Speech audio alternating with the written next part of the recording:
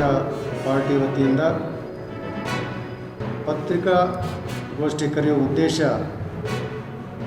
ಇದೇ ತಿಂಗಳು ದಿನಾಂಕ 15/1/2026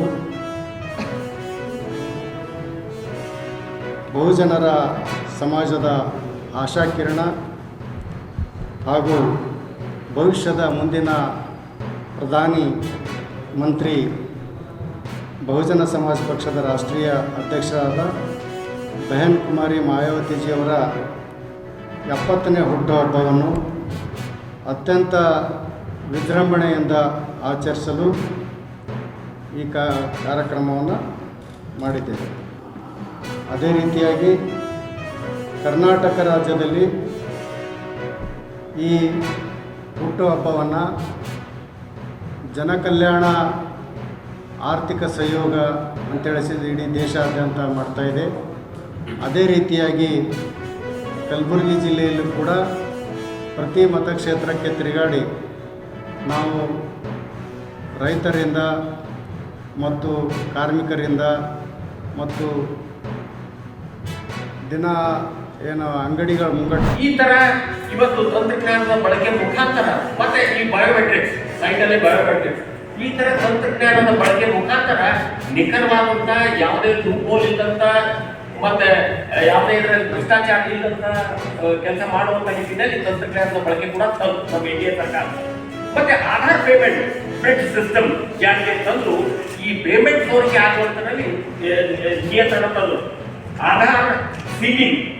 ಆಧಾರ್ ಸೀಡಿಂಗ್ ಅಂತ ಜನ್ಧನ್ ಆಧಾರ್ ಮೊಬೈಲ್ ಇದನ್ನು ಲಿಂಕ್ ಮಾಡಿ ಸುಮಾರು 12.11 ಕೋಟಿ ಕೂಲಿ ಕಾರ್ಮಿಕರಿಗೆ ಲಿಂಕ್ ವ್ಯವಸ್ಥೆಯನ್ನು ಮಾಡಲಾಯಿತು.